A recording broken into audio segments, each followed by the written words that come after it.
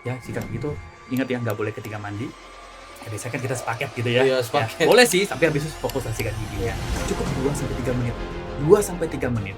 Dan mengganti bulu sikatnya itu 2 sampai 3 bulan sekali. Ganti. Yang pasti. Nah, teknik sikat gigi itu sering juga kita temuin bahwa gusi pasien menjadi turun, gusinya. Jadi sikat gigi itu ya, kita nggak boleh gerakannya adalah horizontal. Nggak boleh depan belakang. Itu nggak boleh. Nggak boleh banget itu. Ya, nggak boleh. Dia kita harus adalah vertikal. Pilihlah bulu sikat yang soft.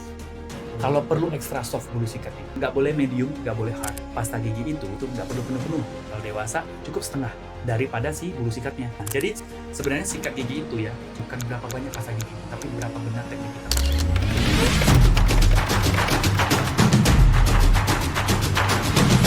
Oke, selamat datang kembali di ini podcast Karimun.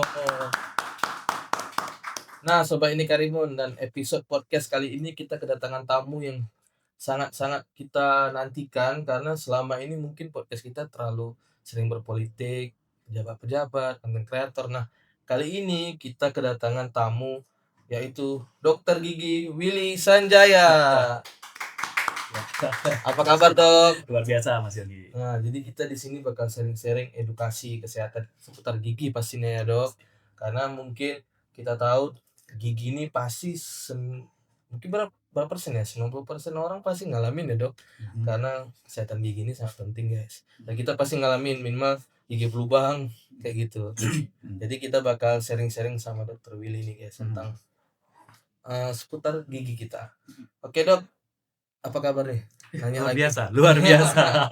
Nah, terima kasih, Dok, sudah berkenan mampir di ini podcast Karimun nih, Dok. Banyak sih emang kita tanya nih, Dok. Mungkin pertama-tama tentu kita mau nanya ke dokternya dulu nih. Mungkin bisa diceritakan sedikit kenapa waktu itu memilih menjadi dokter gigi. Mungkin ada ceritanya, Dok. Oke, baik. Tentang kenapa ambil dokter gigi, sebenarnya dulu ketika SMA saya sendiri tidak tahu saya mau kuliah apa. Namun kebetulan karena di keluarga saya kan ada yang medis ya. Jadi saya ada klinik kan. Jadi kan saya sering ikut praktek. Namun karena sering lihat, saya sendiri pun bilang kayaknya nggak mau jadi dokter deh hari itu. Terus kebetulan di klinik juga ada dokter gigi. Dokter Hendy, kita ada sekarang pun masih ada di Medic Center. Di Medic Center ya, saya praktek di Medic Center. Dokter Hendy spesialis bedah mulut kami ya. Jadi beliau hari itu masih dokter gigi umum, belum spesialis. Jadi dia bilang, "Will, bantu dong jadi asisten. Jadi hari itu ketika saya masih SMA, saya sering ikut praktek. Akhirnya, oh seru ya rupanya dokter gigi ini ketimbang dokter umum hari itu kan, karena ada tangannya main nih, jadi nggak diem, nggak cuma datang periksa, oh buka mulut, oh batuk, kasih obat pulang. Jadi dokter gigi itu lebih ada art, ada seninya. Jadi karena sering-sering praktek, udahlah kayaknya dokter gigi aja deh. Dan juga dulu ceritanya tuh karena saya juga tidak suka membaca dulunya itu, saya mau menghindari menghafal-hafal yang terlalu banyak.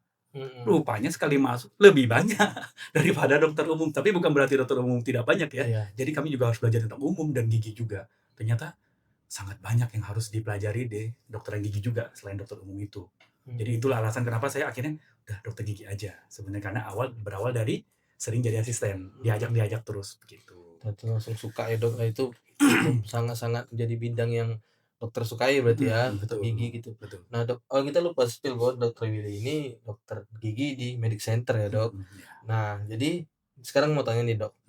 Kesehatan gigi ini menurut dokter, mungkin di kalangan anak muda ya, kenapa, atau mungkin ada yang menurut lain hal dokter ya, karena topik kesehatan gigi kenapa sih masih dianggap sepele menurut dokter gitu? Nah, jadi menurut saya sebagai dokter, sebenarnya dianggap sepele itu karena satu, gigi itu tidak terlihat, kecuali kalau kita tersenyum dan sudah berdampak ke gigi depan ya.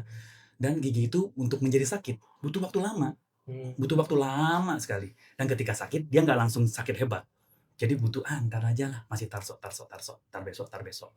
Nah kemudian kenapa menjadi sepele kan ya, ketika seperti saya bilang, ketika sebenarnya kan gigi itu kan berlubang, kan bertahap ya Mas Yogi ya, tidak langsung tiba-tiba langsung besar dari yang paling luar sampai ke dalam.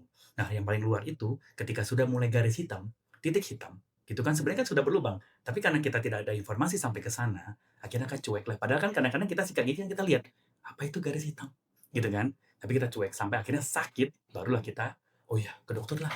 Nah itu bukan di Gen Z saja sebenarnya, bukan di anak muda, itu sudah dari zaman orang tua sampai sekarang pun begitu sebenarnya. Nah, itu yang membuat kenapa gigi itu akhirnya ya dicuekin karena ya dianggap barang-barang yang tidak penting. Beda seperti, aduh kalau tangan sakit, aduh kalau muka jerawatan, langsung ya. apa rambutnya pitak, nah gitu kan. Atau misalkan alisnya miring sebelah, itu kan berbeda dengan kebutuhan Iya. Gen Z zaman sekarang yang lebih mengutamakan penampilan. Kan Iya, sekarang kan penampilan number one. Kalau betul gigi kan betul. tidak.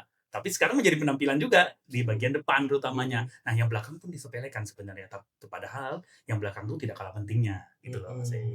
Iya, karena gini-gini Dok, mungkin kebiasaan, besok ajalah, masih sakit Iya. biasa nih, besok Mhm, ajalah, mhm, sampai udah sakit ya Dok, gitu. betul Karena betul. kami juga kayak gitu ternyata Dok, dulu tuh, besok ajalah, masih sakit. Mhm, Dia kadang sakit, habis itu hilang, iya, hilang, hilang. mhm, Sampai hari itu Dok, kepengen kali makan seafood kan, mhm, makan seafood nih, mhm, baru gigitan pertama kena yang di sakitnya itu iya, udang tebel, heeh. itu langsung sakit dia sampai ke otak tuh Dok.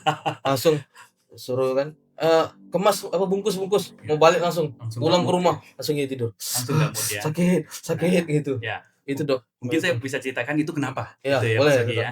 Nah, jadi kalau misalkan kita lihat dari gigi, itu kalau misalkan dari yang dikeluhkan sama Mas Yogi yang dirasakan tadi itu sebenarnya sudah berlubang mencapai saraf gigi. Mhm, Jadi, gigi kita itu terdiri dari 3 lapisan sebenarnya ya. Ada yang paling luar yang putih yang kita senyum mhm, ini ya, namanya enamel atau email, pasti sering dengar di iklan-iklan TV, mhm, email gigi katanya. mhm, Nah, lapisan kedua warnanya kuning, nggak kelihatan, namanya dentin. Ya, email, dentin. Dan yang lapisan ketiga namanya pulpa. Dari pulpa ini isinya saraf gigi. Oke. Nah, jadi yang paling luar ini mungkin bisa dilihat juga langsung sambil nonton podcastnya, sambil searching nanti gigi itu anatominya bagaimana, ya. Jadi enamel ini struktur terluar dan dia merupakan bagian yang terkeras di tubuh kita. Bahkan lebih keras dari tulang iya, gigi kita ini. Itu keras banget, keras banget. sangat keras sekali gigi kita itu. Dan dia tidak akan rusak begitu saja, sekeras itu, namun dia kalah oleh sisa makanan. Sisa Mhm, makanan yang menempel, menempel, menempel. Nah, nanti ke makanan itu mengundang bakteri dan dia akan menggerogoti gigi kita sampai suatu hari mulailah bintik hitam atau garis hitam. Baru itu saja, hanya bintik dan titik ataupun garis hitam di gigi, terutama di gigi belakang. Ya, disikat nggak mau hilang. Apa sih itu? Itu berlubang, tapi masih tahap-tahap awal. Kalau kami sebutnya karies. Gigi berlubang tuh karies ya. Nah, masih superficial, masih kulit-kulitnya aja. Terus harus ngapain itu? Ya ke dokter gigi ditambal. Ditambal segera. Untuk apa? Kan saya nggak sakit. Pencegahan. oh pencegahan. Pencegahan. Kita untuk pencegahan. Nah, tetapi karena kita nggak ngerti, akhirnya kan kita akan, "Ah, entar aja lah." Nanti hilang dia sakitnya. Berharap dia hilang. Belum sakit Mhm, kan tadi mhm, pertama belum oh sakit. iya belum sakit, iya, Berharap si garis ini hilang, mhm, atau nanti sikat juga hilang, dia nggak sakit, biarin iya, aja. Lama-lama bakteri akan mulai gerogotin sampai lapisan kedua yaitu dentin. Tadi email, sampai dentin. Nah, dentin ini dia tuh lebih lunak. Dia iya, lebih lunak daripada email. Dia lunak. Nah, ketika masuk sampai lapisan kedua ini, tubuh kita mulai merespon, gigi kita mulai merespon, "Eh, kok ngilu ya kalau minum dingin ya? iya. Kok kalau minum panas ngilu ya?" Gejala awal ngilu ya Dok ya? Ngilu, ngilu dulu ketika terus teman-teman yang muslim kadang-kadang pas wudu, kebetulan lagi hujan nih, misalkan wudu, ngilu Oh, katanya. Nah gitu loh. Nah berarti ini sudah tanda alam nih, "Hei ayo tambal aku, ini sudah mulai ngilu." Tapi normalnya ketika ngilu kiri, kita makan kanan, ngilu kanan, kita makan kiri. Nah iya, padahal ya, kalau masih di yang garis-garis hitam atau baru ngilu-ngilu, tinggal kita tuh tinggal ke dokter gigi, tambal, hari ini datang, hari ini selesai. Nggak usah bolak-balik. Nah, yang menjadi PR kalau sudah lapisan ketiga, masuk ke pulpa atau saraf itu. Kalau sudah sampai saraf ini, keluhan kita adalah berdenyut, oh, nyut nyut nyut nyut nyut. nyut, Nah, masuk makanan sakit, bahkan yang lebih ekstrimnya kalau dia sudah berdenyut secara spontan. Awalnya sakit ketika makan atau masuk makanan, lambat laun dia akan sakit spontan, terutama pas malam mau tidur. Mungkin pernah merasakan atau saudara atau teman-teman, "Tadi malam aku tak tidur, hajab aku, sakit iya, gigi aku, sakit, sakit." Nah, itu bisa dipastikan kemungkinan besar sudah kena ke saraf gigi. Nah, apakah kena ke saraf gigi harus dicabut? Belum tentu, bisa dirawat. mhm, Nah, efek selanjutnya apa nih kalau sudah kena saraf ini? Dirawat, "Aku nggak mau rawat, aku takut ke dokter gigi," misalkan gitu ya, sering terjadi. Lama-lama, si yang sudah kena ke saraf ini kalau kita nggak rawat, si bakteri akan masuk dari saluran akar, dia akan sampai ke tembus ke bawah. Bawah, ada tulang nih, tulang-tulang rahang kita di sini, mhm, ada gusi, bakteri makanin tuh. Nah, disitulah nanti tubuh kita baru akan mengirimkan antibodi untuk membunuh bakteri itu. Bakteri yang mati, antibodi kita tuh sel darah putih. Yang mati, mati-mati kemudian menjadi nanah. Nah, iya, nanah itulah kadang-kadang bikin bengkak tuh. mhm, Gede-gede kayak gitu. Nah, kalau kayak gitu gimana? Apakah dicabut? Lagi-lagi belum tentu, kita masih tetap bisa rawat. Nah, Jadi dari cerita ini sebenarnya yang Mas Yogi rasakan sudah tembus ke lapisan Udah ketiga, tembus, Bang. makanya sakit. Nampaknya langsung kita nggak mood makan itu, langsung nggak mood Udah makan sama sekali. udah nggak bisa, pokoknya udah sakit ke otak gitu, Dok. Dia langsung Yes. Iya, sampai kepala. sampai kepala lah Iya, pokoknya. kalau gigi sakit begitu. Makanya adalah penting sebelum sakit, Sudah ke dokter gigi dan memang biasakan adalah 6 bulan ya teman-teman ya, 6 bulan sekali selalu ke dokter gigi, 6 bulan sekali. Hanya ngecek aja, ya. Entah itu ada yang berlubang, entah itu giginya rusak, entah itu tambalannya rusak, entah itu karang gigi, nanti mungkin kita bahas tentang karang gigi atau yang lainnya. At least 6 bulan sekali cek biar kita tahu bahwa gigi kita ini sehat atau ada masalah. Sebenarnya gitu, Mas Yogi. Iya, Ya. iya. Berarti Mhm. sebenarnya gigi kita tuh udah ngasih tahu loh gitu. Ini Hmm. udah gejala awal nih. Iya. Ayolah cek gitu. Karena kebiasaan mungkin, Dok, ya. Yes. Selalu berpikir, nanti hilang juga. Setelah udah parah, ya nggak ada pilihan toh harus cabut karena emang udah nggak bisa tidur, Dok. Yes, betul. Sampai ya tidur nggak bisa lah pokoknya. Sampai kita minum obat apa tuh yang untuk ngilangin nyeri doang. Nyeri. Habis itu kambuh lagi. Yes, benar. Berulang tuh, Dok. Yes, betul sekali. Berulang. Berarti emang kebiasaan harus diubah ya, Dok. Betul. Jangan suka menyepelekan sebenarnya. Sangat. Iya. Nah, Dok, kalau menurut dokter, tadi kan kita udah tahu nih 3 jenis ya, lapisannya gigi. tadi. Tapi yang umumnya penyebab gigi sakit itu apa sih, Dok? Yang sering terjadi? Ya, gigi sakit itu Karena sudah makanannya apa misalnya gitu? Oke. Jadi makanan-makanan sebenarnya semua makanan bisa bikin gigi berlubang. Gigi berlubang ya. Nah, tetapi makanan utama yang bisa membuat gigi berlubang itu adalah makanan manis. Karena makanan manis itu lengket, dan lengket susah dibersihkan. Dan manis ini juga apabila kita tidak langsung dibersihkan setengah jam setelah makan. Jadi kita sikat gigi itu bukan habis makan langsung sikat gigi loh ya, nggak boleh. Jadi kita harus minimal setelah makan, kita harus ke kantor nih, harus kerja nih. At least kita setengah jam dulu baru boleh sikat gigi. Kenapa? Karena kalau misalkan kita langsung sikat gigi, ketika kita selesai makan, gigi kita ini, enamel kita yang bagian terluar itu dulu ada barrier, ada pelindungnya, ya. Nah, kemudian kalau kita makan itu sebenarnya struktur terluar itu dia sedang terjadi pelemahan, lemah lah dia. Nah, jadi kalau kita sikat itu biasanya akan lebih gampang rusak sebenarnya, ya. Tapi itu efeknya nggak sehari, bertahun-tahun sebenarnya, ya kan. Nah, kemudian kalau misalkan kenapa makanan lengket? Nah, makanan lengket itu kan susah dibersihkan seperti aku bilang tadi. Nah, kemudian apabila kita nggak bersihkan ya seperti tadi lapisan-lapisan itu dia akan masuk makin dalam dan akhirnya kena saraf. Nah, jadi adalah penting saat sikat gigi sebenarnya sehari itu 2 kali. 2 kali loh ya. Pagi setelah makan, setelah sarapan ya. Setelah loh ya, setelah sarapan loh ya. Setelah sarapan. Itu sarapan dulu. Sarapan dulu dan malam sebelum tidur. Jangan udah mau tidur kita kopi lagi. Kopi boleh tanpa gula, teh boleh tanpa gula. Boleh loh ya, bukan nggak boleh. Tapi kalau minum kopi kebanyakan nggak tidur lagi, melek lagi, ngemil lagi kita. Iya, begadang ya. Nah, banyak sekali pasien-pasien juga cerita, "Dok, kenapa habis bangun tidur langsung makan? Geli dong," katanya. Itu akan menjadi geli kalau tadi malam nggak sikat gigi. Oh iya. Oke, karena kenapa? Sisa makanan kita nempel, entah nasi uduk kita lah, entah ayam suwir kita nempel gitu kan, dan nempel di sela-sela gigi yang membuat nanti bau mulut. Nah, kenapa seseorang bisa mikir geli? Karena mindset-nya lebih ke sikat gigi itu biar mulutnya nggak bau. Padahal sikat gigi bukan buat untuk mulut nggak bau. Sikat gigi itu adalah menghilangkan sisa kotoran agar giginya bersih, sehat, dan tidak bau mulut setelahnya. Karena dari pasta gigi itu ada ada rasa-rasa mint, ada bau-bau wangi-wanginya herbal-herbal segala macam ya. Jadi sudah harus dirubah mindset-nya sikat gigi itu bukan untuk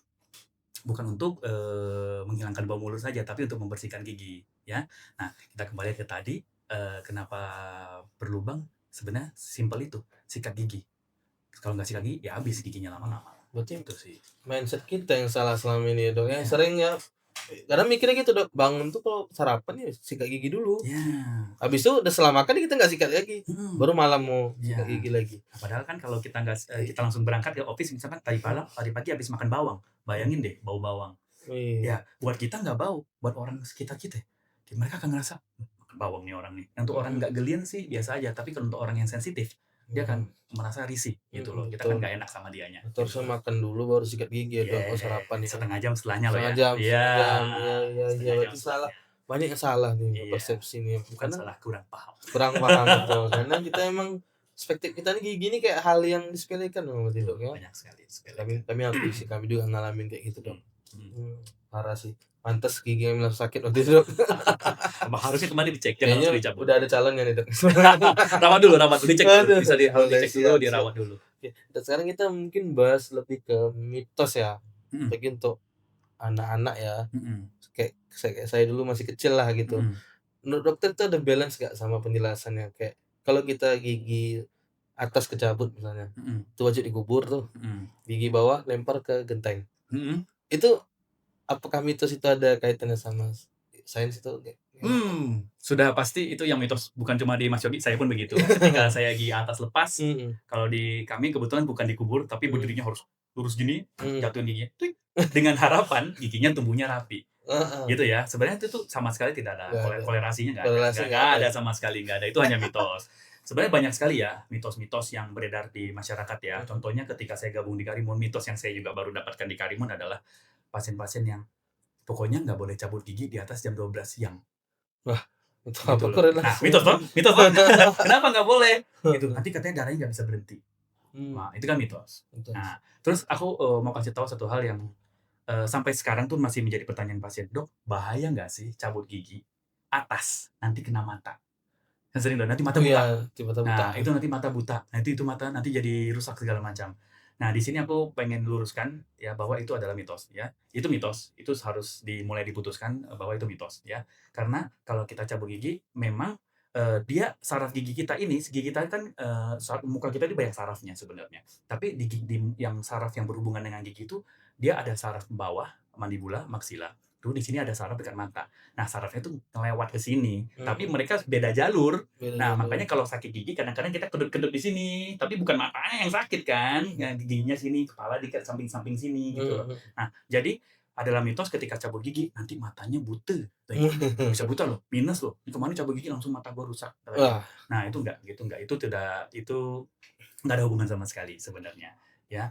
Masih banyak banyak mitos. Kemarin juga sempat, ditemukan, bukan kemarin, cukup beberapa tahun lalu, sakit gigi kasih bawang putih di tangan. itu apa korelasinya tuh, Iya, Dok? dan saya masih ada videonya. Jadi, ada nenek datang, kondisi datang sakit gigi dan tangan melepuh. Kasihan Dikasih kasihan. bawang. Tangannya ada bawang putih ketika saya Mhm. buka, ada bawang putih dibungkus pakai lakban, katanya dapat di Facebook, katanya gitu loh. Ya itu juga sebuah ya mungkin alternatif ya. Iya Tapi kalau betul. misalkan aku mikirin kayaknya hubungannya lebih ke mungkin kita mengalihkan sakitnya ke tangan. Iya, Jadi kita nggak konsen ke sini. nggak konsen di situ. Tapi ketika datang yang ini lebih hebat sakitnya gitu, si nenek-nenek ini, si oma-oma ini datangnya ini sakit dua-duanya. Jadi kasihan sekali. Jadi itu, nah itu mitos-mitos yang banyak sekali. Sebenarnya kalau mitos tuh banyak banyak banget, tapi yang umum adalah cabut gigi aku yakin. Iya, Ya betul. gitu Berarti sebenarnya. dokter selama menangani pasien itu kalau ada yang mitos kayak gitu sambil mengedukasi juga Harus berarti? aku harus mulai bukan bukan bilang, "Oh salah," tidak, Iya, meluruskanlah, biar iya, kasih pemahaman bahwa ini tidak benar, ini tidak betul, gitu iya, loh. iya. Karena kadang-kadang mitos itu kan udah dari tradisi-tradisi, Turun-temurun biasanya untuk turun-temurun. nakutin atau biar Iya, lebih aware sih. mhm, Caranya aja yang beda, Dok, ya? iya, bener. Nah, Mas Yogi mungkin mau tambahin, barusan kan ngomongin masalah nakutin. Nah, buat teman-teman yang nonton podcast ini, jangan pernah nakutin anaknya. "Nanti nggak mau makan, bawa ke dokter cabut giginya. Nggak mau makan, nanti bawa ke dokter cabut giginya." Oh, itu bahaya banget. Karena yang terjadi, ya aku yakin semua dokter gigi di Indonesia, di seluruh dunia, misalkan di anak-anak tuh dihardik, atau ditakut-takutin begitu, ketika ketemu dokter belum dia apa-apain itu udah nangis. Iya, udah takut. Udah takut, udah mikir yang aneh-aneh gitu loh. Udah kayak Nggak pernah boleh. Itu saya sering temuin dan ya hampir setiap minggu ada aja. Baru masuk ke ruangan udah nangis, nggak mau." Kita harus pujuk, kita harus nah itu yang nanti yang pusing siapa? Orang tuanya. "Kenapa Iya. ya Dok, anak saya nggak seperti anak orang lain berani?" Wah, Padahal kita yang sering mengancam sebenarnya. Jadi nggak boleh kayak gitu. itu cara orang tua yang salah ya, Dok, ya, terlalu menakut-nakuti Iya, gitu. nggak boleh Jadi banget. kalau jumpa dokter gigi itu kayak jumpa, wah, gitu, Serem, takut. serem, takut, sakit, Iya. gitu, kayak sesuatu yang horor sekali, padahal kan tidak, gitu. Betul, betul, betul. Mhm. Kacau sih kalau kayak gitu, Dok. Dok, kalau boleh tahu nih, Dok, atau mungkin bisa disampaikan seberapa penting sih kesehatan gigi itu terhadap kepercayaan diri gitu, Oh, orang itu kesehatan gigi ya? secara keseluruhan lah. Menurut saya ya, apalagi di zaman sekarang ini ya, Mhm. Mas Yogi, itu penting banget dan kalau misalkan saya bilang 10 ya 10 nilainya, 10 dari 10. Kenapa? Karena gigi itu kan salah satu kalau zaman dulu mahkota perempuan di rambut. Iya, Ya, saya sering bilang ke pasien saya, mahkota perempuan mahkotanya dulu di rambut. Sekarang ya, bukan rambut aja, rambut, alis, hidung, gigi, bibir, semuanya itu harus all out, All semua out. harus all out. Dan sekali kita ngomongin giginya, ya gigi pun begitu. Kalau gigi kita miring, Mas Yogi perhatikan kalau ada perempuan yang fotonya gini atau fotonya kalau senyum dong, Mhm, atau kalau ketawanya gini, perhatiin deh giginya masih berantakan. mhm. Nggak pede. Segitunya loh membuat orang tidak pede untuk tersenyum. Dan saya juga ada beberapa teman yang memang kebetulan dia pernah terjatuh dan giginya patah. Jadi kalau foto, senyum lah. Paling dipaksa-paksa gitu. Jadi dia nggak akan kelihatan nunjukin giginya. Jadi itu sangat mempengaruhi, kepedean ya, tingkat pede dari seseorang, bahwa gigi itu be bisa membuat kita menjadi malu atau tidak Betul. percaya diri kalau berantakan lah, ompong lah, hitam lah, banyak karang gigi lah. Karang gigi, Wah, ya. karang gigi juga begitu. Gitu loh Mas Yofi. Jadi haruslah mulai sekarang itu aware sama giginya, jangan nganggap sepele, biarin lah. Belum terlambat lah, apalagi Iya. masih muda ya, Oh, masih muda. masih ada waktu untuk Betul, merawat. gitu. Oh ini Dok, pernah jumpa pasien yang nyesal nggak dia nggak merawat gigi? Itu umumnya case-nya tuh seperti apa tuh? Oke. Nyesel banyak. Mmm, Saya, nggak setiap bulan sih ya. penyesalannya mungkin bisa dijabarkan tuh Dok, lebih ke Oke. apa tuh? Apakah dia nyesal pernah begini, pernah begitu? Yang paling banyak penyesalan itu terjadi di orang tua, Mmm, mencabut giginya ketika muda. Ya, mhm, jadi tidak bisa disalahkan. Kenapa? Karena zaman dulu mungkin karena kita di daerah ya, karena kita di daerah, kita tidak punya dokter gigi betul. yang mumpuni atau maksudnya dokter gigi yang nggak ada maksudnya. Ya, jadi itu bukan cuma di Tanjung Balai Karimun, namun hampir di seluruh daerah di Indonesia pemerataan dokter giginya tidak merata. Ya, ya jadi ketika zaman dulu nggak ada dokter gigi, akhirnya kita ke alternatif lah atau kita ke tukang gigi lah untuk melakukan pencabutan gigi itu. Nah, padahal kalau sakit gigi ya, Mas Yogi seperti aku bilang bisa dilakukan perawatan tidak dicabut. Nah, kenapa menjadi menyesal? Karena ketika dia sudah mencabut giginya, otomatis pakai gigi palsu dong, Iya, ya. Nah, sedangkan gigi yang sudah dicabut itu akan mengakibatkan akarnya kan nggak ada tuh, tulang tuh akan turun, turun turun, gigi belakang menjadi turun, gigi atas jadi turun kan. Kalau misalkan kita cabut bawah, cabut bawah nih, lama-lama tulangnya akan turun nih. Nah, kalau tulang turun, gigi palsu itu pasti nggak akan fit lama-lama. Nah, sedangkan gigi palsu itu kan diganti per 3 tahun sampai 5 tahun. Nah, kenapa orang tua itu kenapa menyesal gitu ya, ketika kita sudah mengganti terus-terusan sampai umur tertentu 55, 60 tahun, gigi palsu itu gigi gusi kita itu akan flat seperti meja, seperti meja ini. Jadi gigi palsunya mau cengkeram di mana? Nggak ada mmm, tempat buat nyengkeram giginya, akhirnya goyang-goyang. Nah, ketika itu, "Aduh, gua nggak bisa makan, aku nggak bisa makan, aku nggak bisa ngunyah," kata si pasien itu ya. Nah, jadi, "Aku nggak bisa makan, aku bisa ngunyah. Terus aku harus gimana nih Willy?" Dia bilang gitu. Ya salah satunya mungkin kalau gigi palsu udah nggak bisa, kita harus pasang implan. Implan tuh tanam gigi, tanam yang ditancepin pakai baut, tapi baut khusus ya, iya, baut itu. Nah, itu biayanya mahal sekali. mahal. Nah, jadi penyesalan itu biasanya seperti itu, hilang gigi. Nah, penyelesaian kedua biasanya adalah karang gigi. Karang giginya tidak dijaga dengan, karang gigi yang banyak kan, akhirnya karang gigi ini nah kita mungkin sekarang ngomongin karang gigi ya. Iya, Nah, karang gigi itu adalah sisa makanan kita yang menempel di gigi yang tidak tersikat. Biasanya di rahang bawah banyak nih, bawah, rahang bawah banyak. mhm, Nah, oke. Nah, karang gigi ini kalau kita biarin numpuk terlalu lama, lambat laun, karang gigi kita ini bisa makan-makanin tulang-tulangnya di dalam. Di gusi kita dimakan tulangnya di dalam, tulang-tulang di dalamnya dimakanin. Akhirnya tulang kita turun, jadi kelihatan ada celah-celah, ada sela-sela di giginya. Jadi ada celah-celah begitu, namanya black triangle atau segitiga hitam. Itu bisa di-searching black triangle, segitiga hitam gigi namanya. Nah, kalau gitu kan jadi nggak estetik, mhm, nggak estetik. Dan kemudian kalau lambat laun terus menurun akibat daripada karang gigi ini, giginya akan goyang. Karena kenapa? Tulang pendukungnya hilang, tulangnya turun. Misalkan gusi, ini gigi nih, mahkota nih, ini kan gusi ya. Kan tulang turun turun turun turun turun, terus nggak ada yang pegang dia lagi, dia akan joget-joget. Lepas lagi giginya. Nah, itu menjadi penyesalan pasien, "Kenapa nggak dari dulu ya? Aku ngerti bahwa karang gigi itu harus dibersihkan 6 bulan sekali, bahwa karang gigi ini, nggak boleh ada." Nah, karang gigi ini pun bahkan masih banyak yang nggak tahu. Banyak orang tua bilang, "Ini jangan dihilangin ya, kalau ini dihilangin nanti gigi saya goyang." Justru salah, karena kan karang giginya nempel di semua gigi, jadi mhm, kayak di semen gitu loh, karang mhm, gigi itu. Nah, otomatis kalau gigi nempel gitu, sedikit lebih kokoh dong pastinya. Padahal itu justru salah, itu menjadi bom waktu kan. Padahal kita harus bersihkan karang giginya dan kemudian kita ada caranya namanya splinting atau diikat giginya, dia kemudian tidak akan goyang, gitu loh. Nah, itu salah satu juga penyesalan yang paling sering ya, pertama cabut gigi, kedua karang gigi nggak dibersihkan. Nah, kalau penyesalan yang lain tuh penyesalan umum lah, kenapa nggak cek, iya, ya akhirnya berlubang, akhirnya dicabut, gitu sih mhm. maksudnya gitu. Dok, kalau jangka waktu perawatan dari Mhm, beberapa perawatan tuh mungkin bisa lebih detail nggak sih, Dok? Contoh kayak karang gigi kan 6 bulan sekali, mhm. berarti yang lain-lainnya itu berapa? Perawatan maksudnya perawatan apa dulu nih? Kalau misalkan kayak Yang untuk mencegah sebelum sakit gitu. oke, 6 bulan sekali kita sangat disarankan untuk ke dokter gigi ya, 6 bulan Untuk sekali. pokoknya ngecek 6 bulan Iya, sekali, sangat disarankan 6 apapun. bulan sekali, karena 6 bulan sekali itu biasanya karena gigi sudah numpuk, ya kan. Gigi yang sudah terkadang kan kita nggak kecek ya, kita nggak tahu bahwa mulai ada berlubang. Jadi 6 bulan sekali itu sangat disarankan kita mengecek gigi kita. Ya, jangan sampai gigi ini kecolongan, bolong, rusak, gitu loh. Nah, kalau perawatan-perawatan yang lainnya, ya berbeda-beda ya. Kalau perawatan gigi ya, kalau perawatan udah beda lagi. Kayak perawatan saraf, yang saya bilang itu kalau sudah kena ke saraf, itu perawatannya bisa memakan waktu 2 minggu, 3 minggu, bahkan sampai sebulan, gitu sih. Sekarang kita mungkin ini Dok, mau minta penjelasan dokter, Mhm. mungkin jelaskan perawatan gigi Mhm. versi yang mungkin simple tapi konsisten gitu Dok. Apa kira-kira? Konsisten dan simpel, perawatan ya untuk diri kita Ya, sendiri untuk ya. dia ya. Nah, yang paling tidak pernah dilakukan, hampir saya bisa pastikan 95%, mungkin sampai 99% adalah flossing. Apa tuh Dok? Nah, nggak tahu kan? Oh, itu baru Flossing tahu. itu benang gigi. Sikat gigi nih, kita tidak cukup hanya sikat gigi saja. Karena kenapa? Nah, coba kita, saya sama Mas Yogi sama-sama membayangkan ya. Jadi, gigi kita itu kan ada permukaan-permukaan, contohnya gigi depan. Nah, gigi depan kan begini, kan kiri kanan nempel kan giginya gini ya. Ya berarti kan gigi depan itu gigi kita tuh sebenarnya kalau gigi depan tuh ada 4 permukaan, depan, belakang, kiri, dan kanan. Mhm, Nah, kalau kita sikat gigi, emang kiri yang kanan ini kesikat? Enggak enggak dong. enggak. Nah, benang gigi itu namanya flossing. Benang gigi, dia masuk ke sela-sela gigi.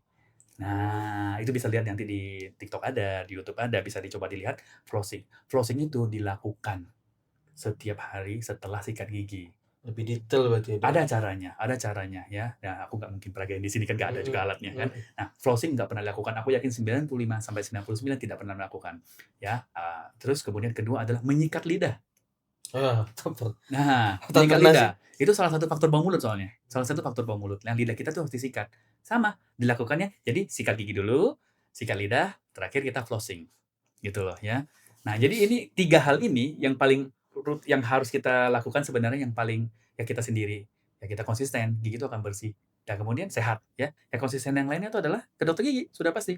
6 bulan sekali, itu dicek ya.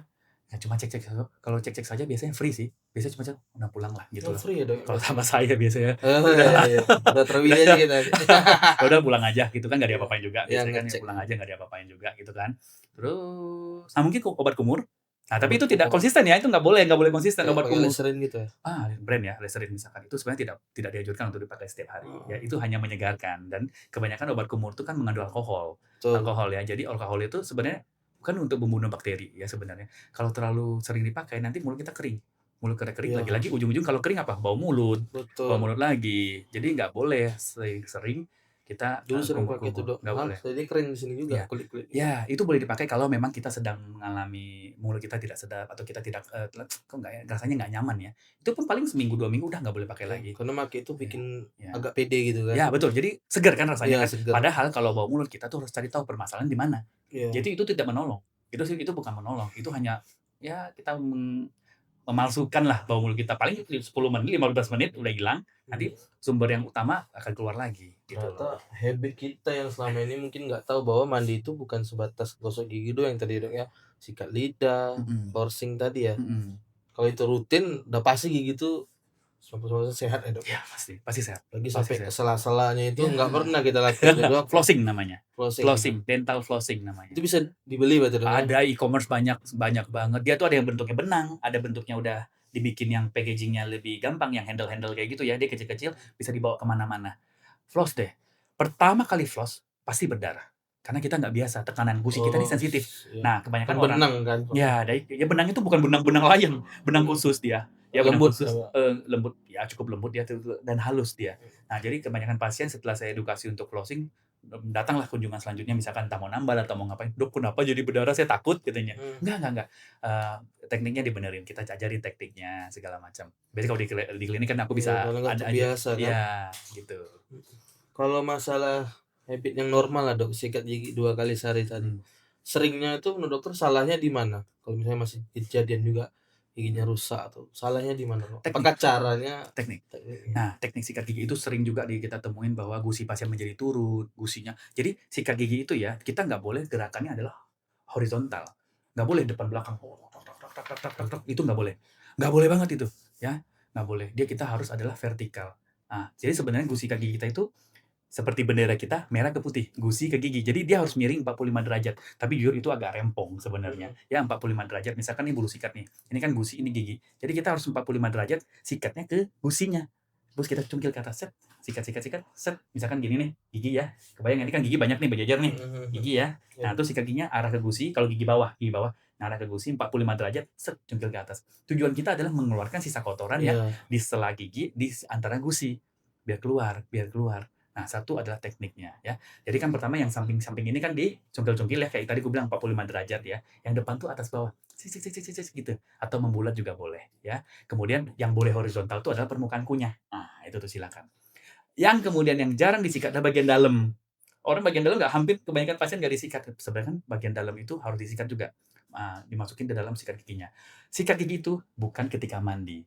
Ya, tadi Mas Yogi bilang, Iya, pas mandi bukan, sikat gigi itu ada waktu tersendirinya. Dan sikat gigi lakukanlah di depan cermin. biar Kenapa di bisa depan lihat. kita bisa melihat daerah mana sih yang belum kita sikat, Mhm. daerah mana sih ya, sikat gigi itu ingat ya nggak boleh ketika mandi. Ya biasanya kan kita sepaket gitu ya. Iya, Ya, sepaket. boleh sih, tapi habis itu fokuslah sikat giginya. Iya. Cukup 2 sampai 3 menit. 2 sampai 3 menit dan mengganti bulu sikatnya itu 2 sampai 3 bulan sekali, ganti. Iya, pasti. Mhm. Nggak boleh kenceng-kenceng. Pilihlah bulu sikat yang soft. Bener. Kalau perlu ekstra soft bulu sikatnya. Ya, bulu sikatnya ya yang soft ya, nggak boleh medium, nggak boleh hard. Karena kenapa? Karena nanti lama-lama gusi kita akan kalah. Dia akan turun gusinya, gigi kita akan kelihatan panjang-panjang dan nanti kita akan lebih sensitif. Oke. Kemudian pasta gigi, mungkin aku jelasin juga pemakaian pasta gigi ya. Pasta gigi itu dipakai itu nggak perlu penuh-penuh. Oke, nggak perlu penuh-penuh. Pasta gigi itu hanya dipakai kalau baby, masih bayi, mulai ada gigi, pakai sebutir nasi, sebutir beras, jangan nasi. Iya iya. Sedikit sekali ya, sebutir beras, sikatin. Ya, kedua adalah kalau sudah agak gede 2 tahun, ya segede jagung lah, segede jagung tuh disikat. Oke, kalau dewasa cukup setengah daripada si bulu sikatnya. Kalau Setengah aja. kami gini, Dok, seret sepanjang. Nah, setiap kali, "Wih, buang," ada nggak kebuang? Iya. Kebuang dong. Iya, Nah, kebuang. jadi sebenarnya sikat gigi itu ya, bukan, pasta gigi itu ya, sikat gigi itu bukan berapa banyak pasta giginya, tapi berapa benar teknik kita pakai. Jadi sedikit aja cukup, cet cet cet cet cet cet cet, dan harus mengandung fluoride. Fluoride itu ya aku lihat sih pasta gigi yang ada di beberapa departemen store kita di sini semuanya sih rata-rata sudah oke, ada fluoride-nya. Begitu sikat gigi, pasta gigi anak pun sudah harus ada fluoride. Fluoride itu adalah, zat yang bisa melindungi gigi kita jadi lebih kuat Barrier-nya berarti. bariernya, jadi keras, lebih kuat, jadi lebih kuat dia gitu.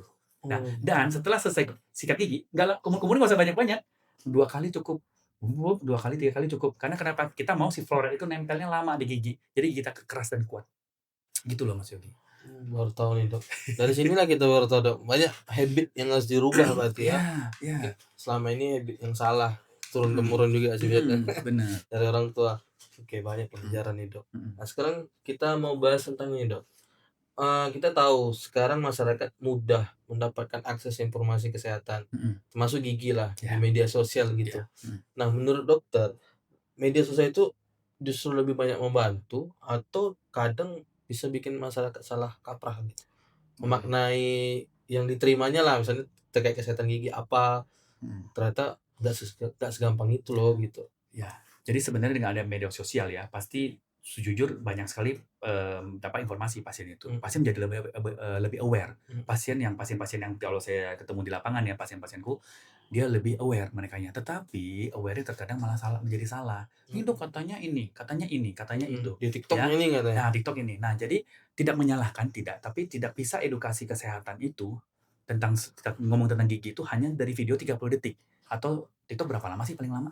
4 menit, 2 menit, 5 menit 5 misalnya. menit. Nah, 5 menit mungkin masih dapat lah, tapi terkadang pasti ada yang mengganjal, Iya. ada yang nggak puas, karena kita nggak bisa nanya juga. Nah, itu pun kalau dijawab, gitu Iya. kan. Nah, terus kemudian jangan pernah mencari sumber referensi dari Google.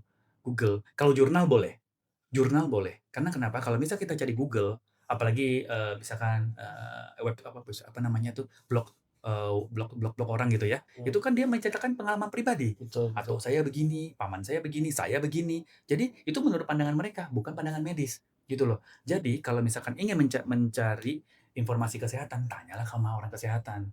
Nah, kalau nanya tentang masak, tanyalah ke orang dapur, kan Betul, begitu. Kita betul. nggak masuk, mau nanya tentang motor, tanya orang otomotif. Nah, gitu. Jadi banyak pasien yang nanya, "Ini kata Google begini, saya Iya. sakitnya ini."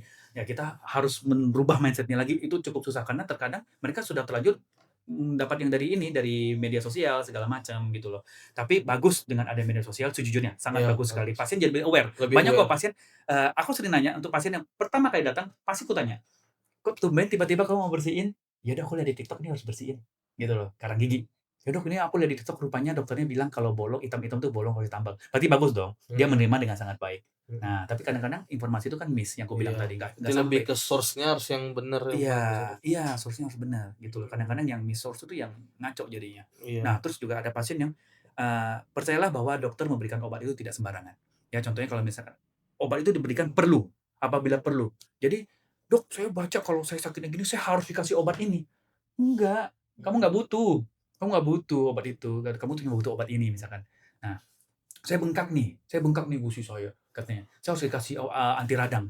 Belum tentu. Kalau bengkaknya karena bakteri, kayak misalnya saya bilang lubang sampai ke saraf, lambat laun masuk ke gusi, itu kan bengkak. Bengkaknya bukan dikasih anti radang, dikasih antibiotik, gitu loh. Nggak nyambung kasih anti radang mah orang Mhm, bakteri di dalam nggak iya akan nyambung. benar. Nah itu, nggak bisa. Contohnya ini contoh kasus ya, nggak bisa kita kasih anti radang untuk menghilangkan bakteri, nggak mati bakterinya. Nah, Mmm, tapi dengan kasih anti radang mungkin bisa membantu mengecilkan. Kan mhm. gitu loh Mas Yogi. Sa sa Ya. Mhm. eee, bo ini memang teredukasi kali ini, Dok. Kayaknya masyarakat yang nonton ini bakal terbuka gitu Heeh, kan, mhm. pikirannya. Ternyata banyak yang harus diperbaiki ya, Dok, ya. Ya. Oke, sekarang kita mau nanya nih, Dok, eee, ke tentang perawatan gigi tadi, operasi atau tindakan. Nah, kan banyak orang mikir bilang, "Mahal, Dok." Mhm.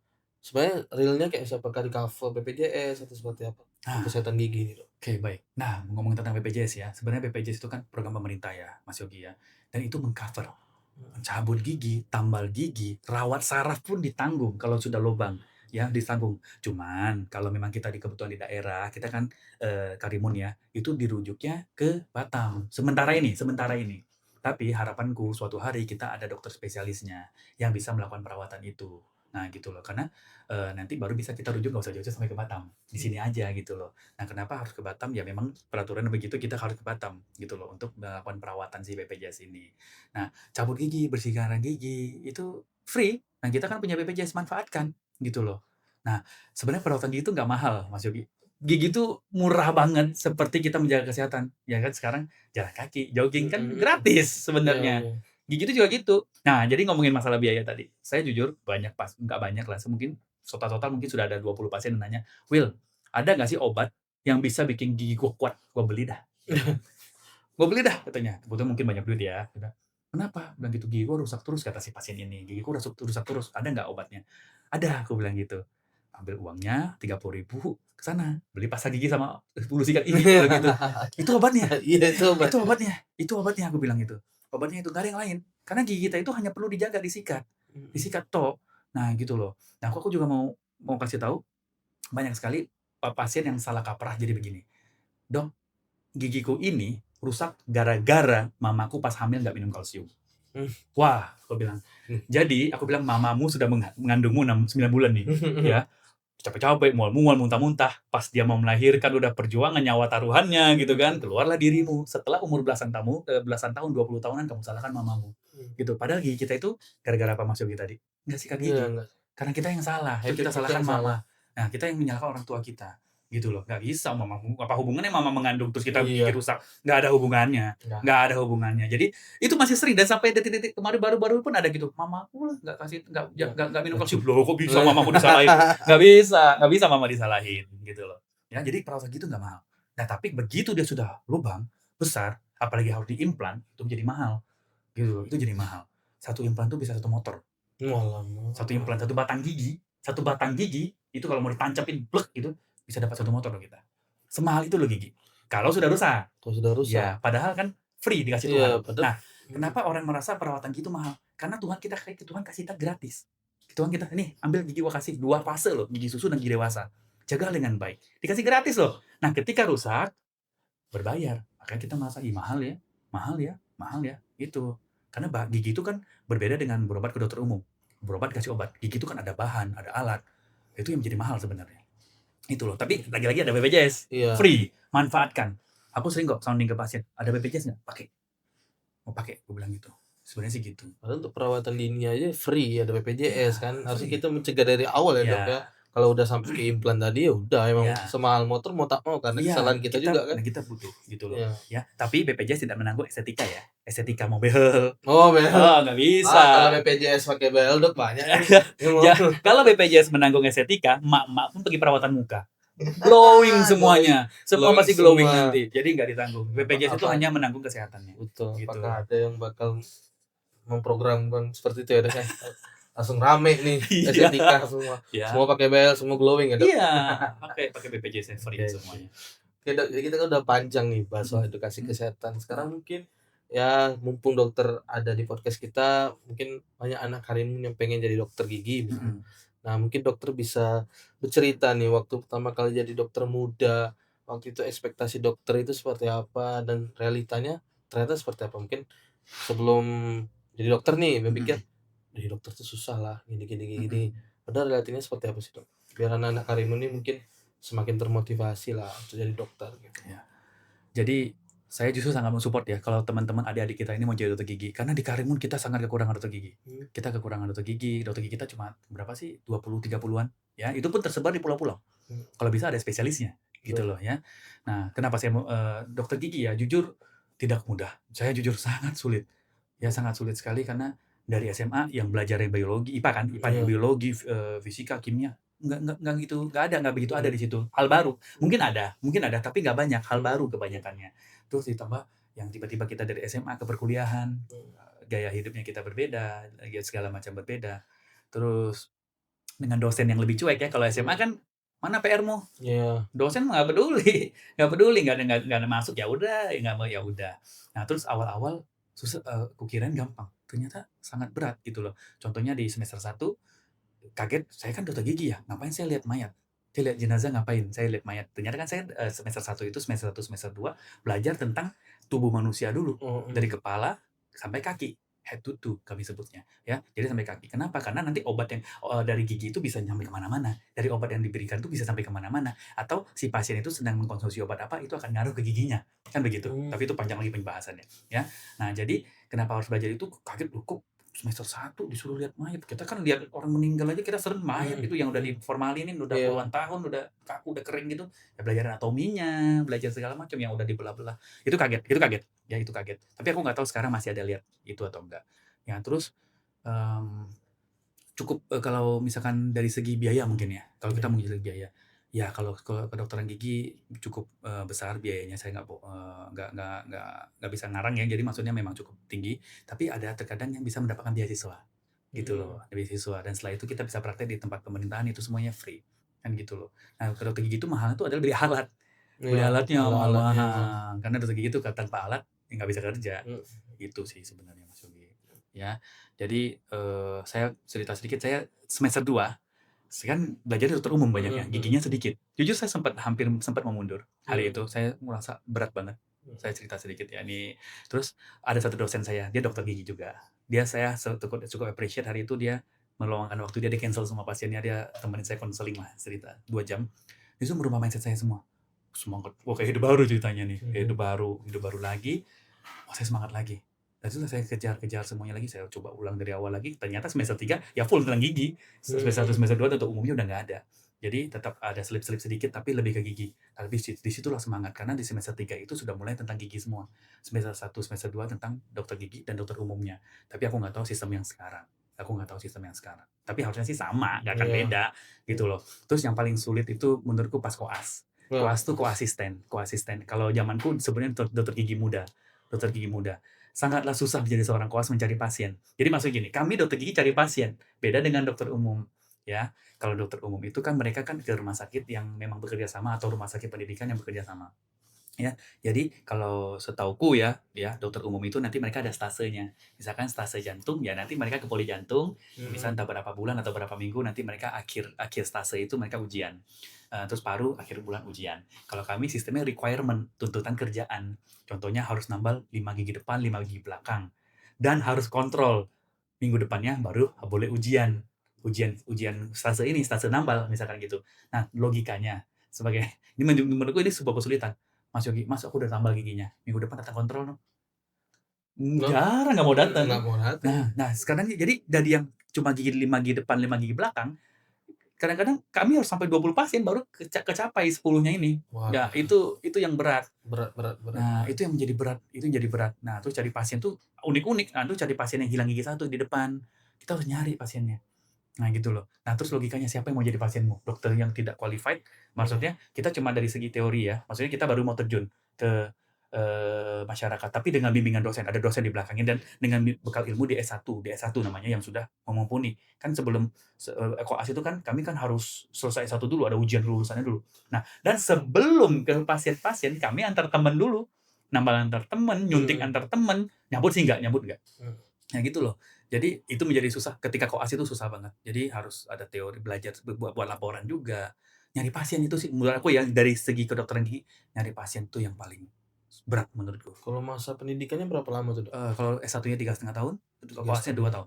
Koasnya 2 tahun. 5 tahun. Bisa 3 tahun, tergantung pasiennya. Tergantung Kalau nggak ada pasien, nah terkadang menurut aku ada sedikit pengalaman seniorku. Jadi kan kalau kami bikin gigi palsu, kan gigi palsu ada 2 macam ya. Maksudnya gigi palsu lepasan tuh ada 2 macam, ada yang sebagian dan ada yang full. Full. Full itu lengkap atas bawah. Nah, atau full itu identik dengan orang tua dong pastinya. Nah, jadi seniorku dapatlah pasien orang tua. Nah, orang tua ini harus dicabut-cabutin dulu, kebetulan ada diabetes. Oke, jadi kan karena ada diabetes, jadi cabutnya nggak boleh banyak-banyak, nggak boleh bertahap gitu kan. Persiapan lah kurang lebih mau 8 bulan. Udah siap nih, udah persiapan kan cabut satu harus tunggu gusinya sembuh, namanya pendidikan kan. Cabut-cabut kalau sekarang kan ya kita asalkan bagus cabut aja minggu depan datang lagi asalkan terkontrol. Kalau pendidikan kan nggak boleh barbar gitu kan. 8 bulan persiapan. Bulan depan ya, oh udah oke nih, omanya udah siap nih, mau dicetak, meninggal. Waduh, Buang, waste waktu dong. waste waktu banyak tuh. Uang, tenaga, segala macam. Hai, gitu. Nah, ada teman juga, kami kan harus yang ada behel lepasan. Behel tuh ada yang fix, ada yang lepasan. Jadi kan minimal 10 kali kontrol. 10 kali kontrol. Jadi harus 3 pasien, harus 3-3-nya 10 dulu nih, baru boleh ujian. Nah, pasien yang ketiga temanku ini, dia tuh orang Medan. Udah selesai kuliahnya, baliklah ke Medan dia.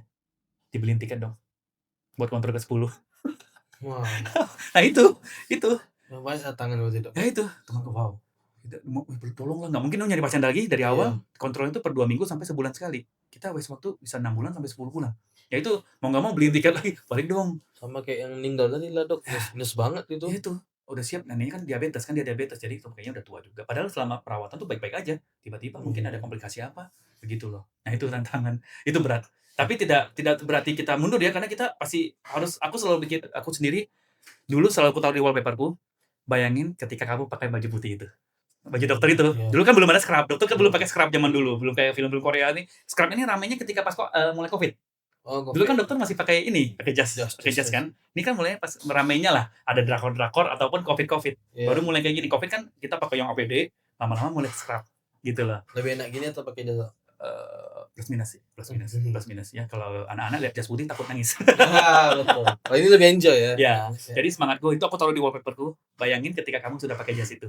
Jadi itu motivasi. Semangat. Ayo pakai. Aku pakai baju itu. Dan kebetulan di rumahku orang tua aku kan dokter juga. Jadi aku bilang, gue mau foto bareng mamaku nanti one day. Kita foto sama-sama. Nah itu motivasi hari itu. Sih begitu.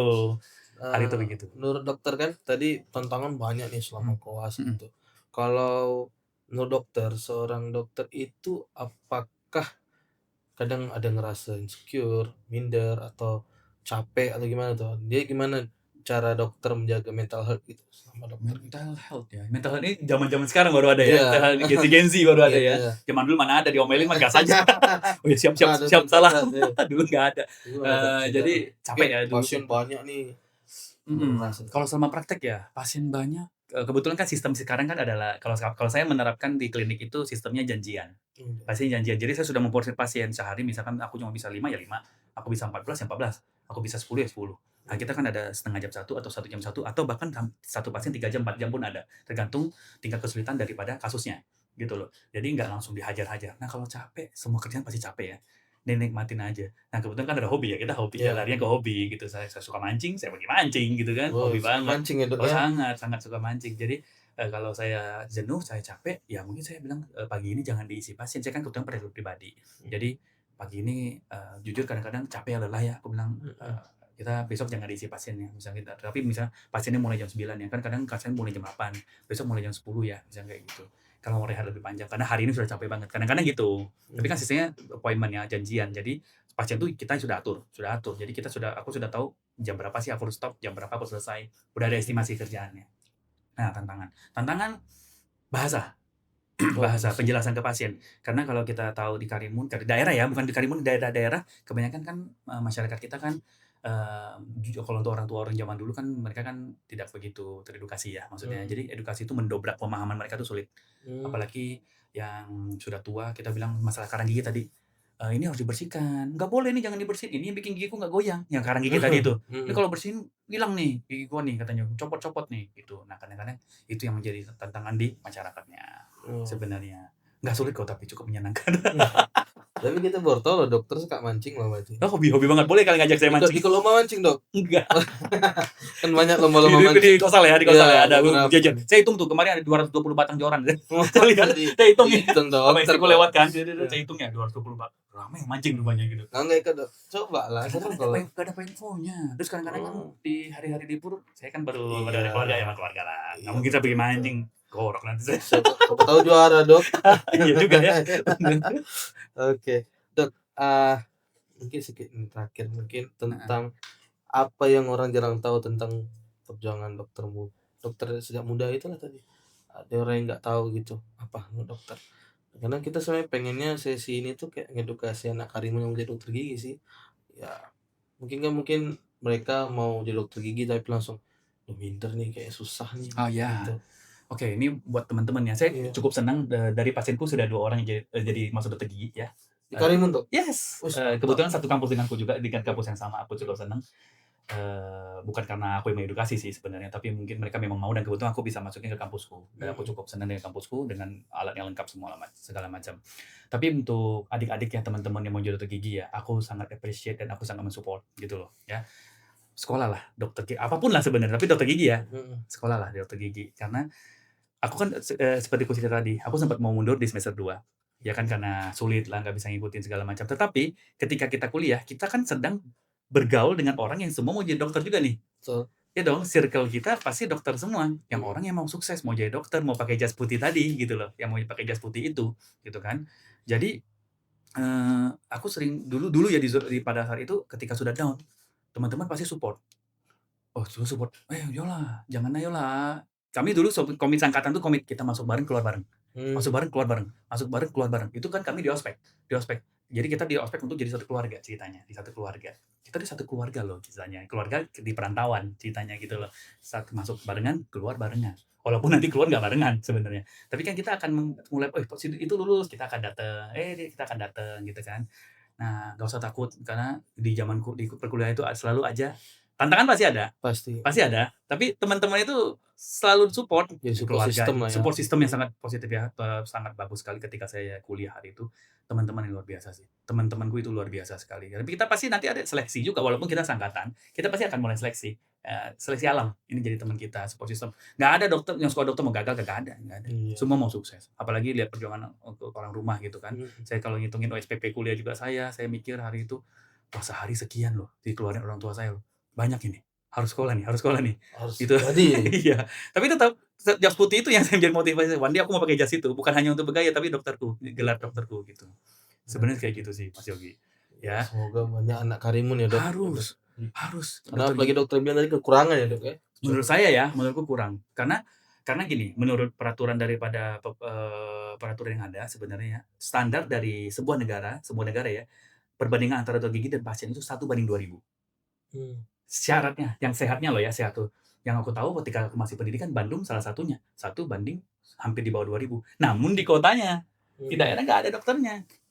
Gitu loh, ya nggak ada dokternya. Makanya kita di Karimun kita ada berapa coba masyarakatnya? 220.000, 40.000 gitu loh. Kita ada berapa dokternya? Mungkin katakanlah 30, 40 deh ngomongin.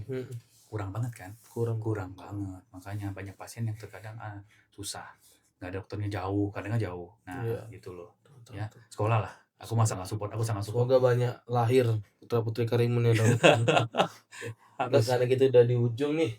Mungkin dokter mau menyampaikan closing statement tentang edukasi kesehatan ke masyarakat mungkin.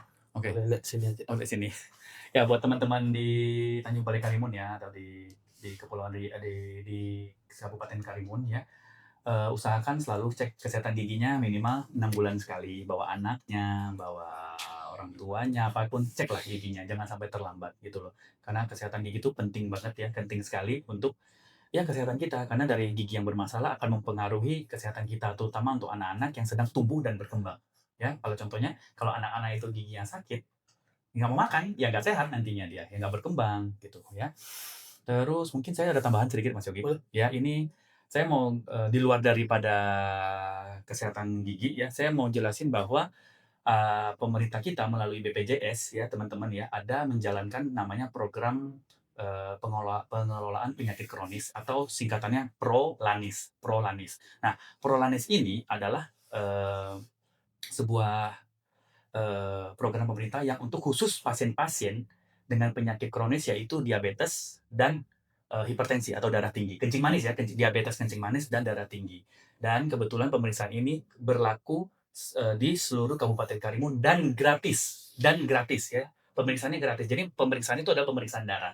Pemeriksaan darah, oke. Nanti pemeriksaan darahnya itu dilakukan di klinik Medic Center yang di Batu Lipait yang baru ya. Itu free. Jadi kalau nanti setiap 6 bulan sekali datang cek darah ya. Nanti ada obat juga diberikan. Obatnya itu lagi-lagi free, gratis ya. Jadi nggak usah bayar. Obatnya itu program dari BPJS 1 Kabupaten Karimun ya. Jadi kalau teman-teman ada atuknya lah atau siapanya yang diabetes dan tidak mau dicek ataupun bahkan mungkin nggak tahu harus dicek, cek deh. Atau curiga ada gejala-gejala diabetes, nah mungkin bisa searching ya. Tapi ingat ya jangan salah searching. Mungkin gejala-gejala nih atau memang darah tinggi, ambil deh obatnya, berobat deh, ambil obatnya, dan itu free. Dan kebetulan di Medic Center untuk pasien yang kami ada promo-promo itu Mas ya, bukan promosi maksudnya untuk pasien Prolanis kami akan berikan voucher. Memang ada promosi untuk pasiennya. Nanti itu akan diundi ada sepeda motor. Dapat sepeda motor. Ada sepeda motor, nanti bisa dilihat itu ada di Instagram Medicnya. Untuk khusus Prolanis ya, kami sedang ngomongin Prolanis ini. Jadi ada motor lah, ada rice cooker lah, ada banyak-banyak hadiah dari situ. Nah, kita udah berobat, dapat pula hadiah, kan gitu. Ya, nah ini Prolanis. Mungkin itu sih, Mas Yogi. Oke, guys. Alhamdulillah, terima kasih banyak nih Dok atas kesempatannya. Ini podcast yang sangat-sangat mengedukasi sekali sih Dok. Oke, kami ucapkan terima kasih kepada Dr. Willy sudah berkenan hadir di podcast Karimun. Semoga nggak bosan-bosan ya Dok sharing sini ya. Oke, Sobat Karimun, karena itu di penghujung podcast kita. Sampai jumpa di episode ini podcast Karimun yang berikutnya. Oke, see you.